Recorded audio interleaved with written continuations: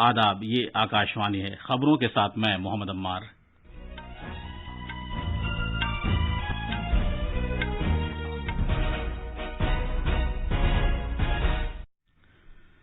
بھارت کی خلائی تحقیق سے متعلق تنظیم اسرو شمسی توانائی پر مبنی کیلکولیٹر ایپ دنیا کو فراہم کرے گی، جس کے ذریعے دنیا میں کسی بھی خطے کی شمسی توانائی کی صلاحیت اور امکانات کا پتہ لگایا جا سکے گا۔ وزیر داخلہ امت شاہ نے آیوشمان CAPF صحت کارڈ کی شروعات کی ہے، جس کے تحت مرکزی مسلح پولیس فورس کے عملے اور ان کے زیر کفالت افراد کو صحت کے دیکھ بھال کی سہولیات حاصل ہوگی۔ بھارت میں کووڈ کے بچاؤ کے 107 کروڑ 29 لاکھ سے زیادہ ٹیکے لگائے جا چکے ہیں اور افغانستان کے کابل شہر میں سب سے بڑے فوجی اسپتال پر دہشت گردوں کے ایک حملے میں کم سے کم 25 افراد ہلاک اور 50 سے زیادہ زخمی ہو گئے ہیں۔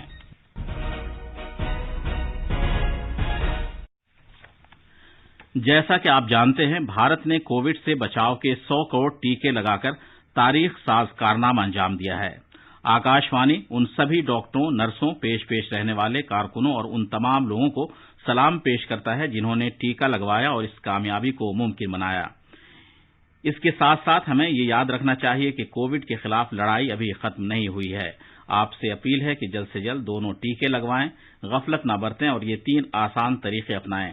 چہرے پر ماسک لگائیں، 2 گز کی دوری برقرار رکھیں اور ہاتھ اور چہرہ صاف رکھنے پر خاص دھیان دیں۔ اب خبریں تفصیل سے۔ وزیر اعظم نریندر مودی نے کہا ہے کہ خلائی تحقیق کی بھارتی تنظیم اسرو شمسی توانائی پر مبنی کیلکولیٹر ایپ دنیا کے ملکوں کو دستیاب کرائے گی، جس کے ذریعے دنیا میں کسی بھی خطے کی شمسی توانائی کی صلاحیت اور امکانات کی پیمائش کی جا سکے گی۔ گلاسگو میں کوپ 26 عالمی سربراہ کانفرنس میں ماحولیات کے لیے سازگار ٹیکنالوجی، اختراع اور اس کے استعمال میں تیزی لانے کے بارے میں اجلاس سے خطاب کرتے ہوئے جناب مودی نے کہا کہ اس کیلکولیٹر کے ذریعے سیٹلائٹ ڈیٹا کی بنیاد پر دنیا میں کسی بھی مقام کی شمسی توانائی کی صلاحیت کا پتہ لگایا جا سکے گا۔ وزیر اعظم نے کہا کہ یہ ایپ شمسی پروجیکٹ لگانے کا مقام طے کرنے میں مفید ثابت ہوگی اور اس سے ایک سورج، ایک دنیا، ایک گرڈ پہل مستحکم ہو سکے گی۔ جناب مودی نے کہا کہ شمسی توانائی پوری طرح صاف ستھری اور پائیدار ہے۔ انہوں نے کہا کہ عالمی سطح پر گرڈ کے ذریعے کہیں بھی اور کسی بھی وقت صاف ستھری توانائی کی ترسیل ہو سکتی ہے۔ وزیر اعظم نے کہا کہ اس تخلیقی پہل سے نہ صرف کاربن کا اخراج اور توانائی کی لاگت کم ہوگی، بلکہ اس سے مختلف خطوں اور ملکوں کے درمیان اشتراک کا ایک نیا راستہ بھی کھلے گا۔ جناب مودی نے یہ بات اجاگر کی کہ اگرچہ زیر زمین ایندھن کے استعمال سے کچھ ملک خوشحال ہو گئے ہیں، لیکن اس سے کرۂ ارض اور ماحولیات پر منفی اثر پڑا ہے اور زیر زمین ایندھن کے لیے دوڑ سے جغرافیائی و سیاسی کشیدگی کے حالات پیدا ہوتے ہیں، لیکن آج ٹیکنالوجی نے ہمیں ایک نہایت اہم متبادل فراہم کیا ہے۔ وزیر اعظم نریندر مودی اٹلی اور برطانیہ کے 5 روزہ کامیاب دورے کے بعد نئی دلی واپس آ گئے ہیں۔ جناب مودی نے اپنے اس دورے میں روم میں گروپ 20 کی 16ویں چوٹی میٹنگ میں شرکت کی۔ چوٹی میٹنگ میں وبا کے بعد معیشت کی بحالی، روزگار، تعلیم، سیر و سیاحت اور سب سے اہم یہ کہ آب و ہوا میں تبدیلی کے بارے میں سخت پیغام دیا گیا ہے۔ وزیر اعظم مودی نے عالمی میٹنگ میں کہا کہ بھارت اگلے سال تک دنیا کے لیے 5 ارب کووڈ ٹیکے تیار کرنے کے کام میں لگا ہوا ہے۔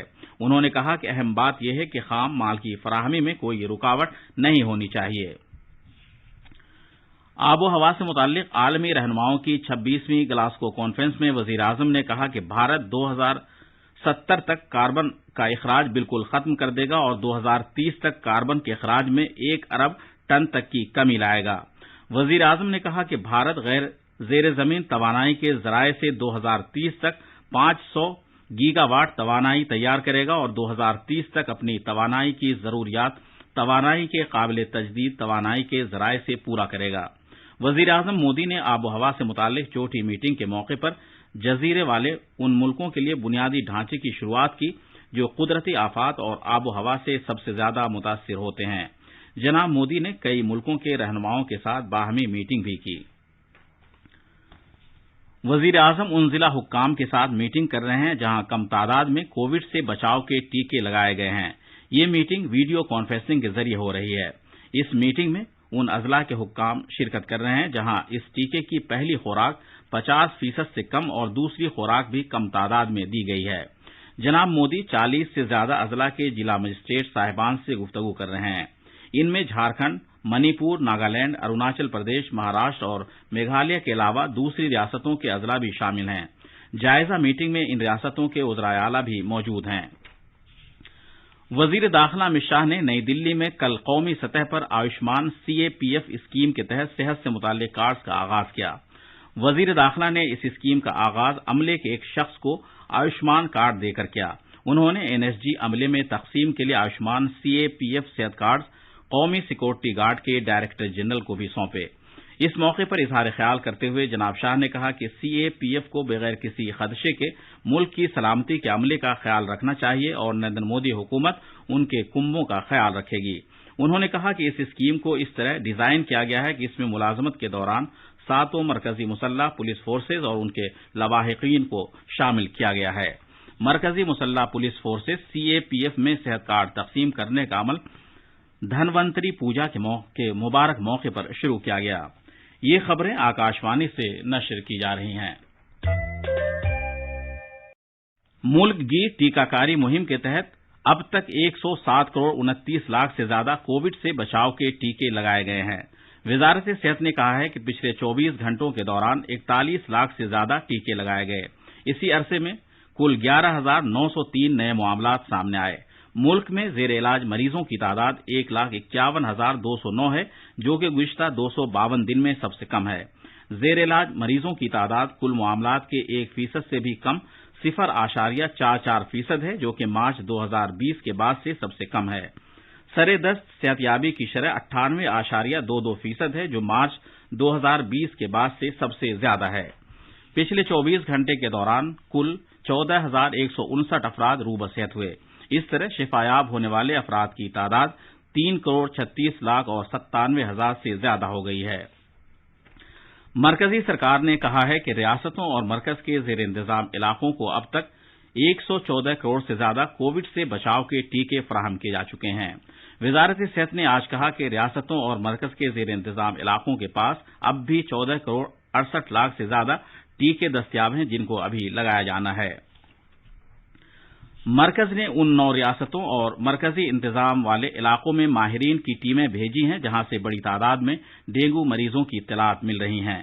یہ ٹیمیں اس بیماری پر قابو پانے اور اس سے نمٹنے کے طور طریقے تجویز کرنے میں ان ریاستوں اور مرکزی علاقوں کی مدد کرے گی۔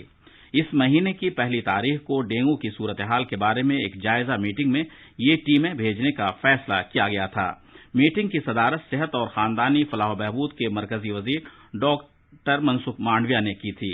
ان ریاستوں اور مرکز کے زیر انتظام علاقوں میں ہریانہ، کیرالہ، پنجاب، راجستھان، تمل ناڈو، اتر پردیش، اتراکھنڈ، دلی اور جموں کشمیر شامل ہیں۔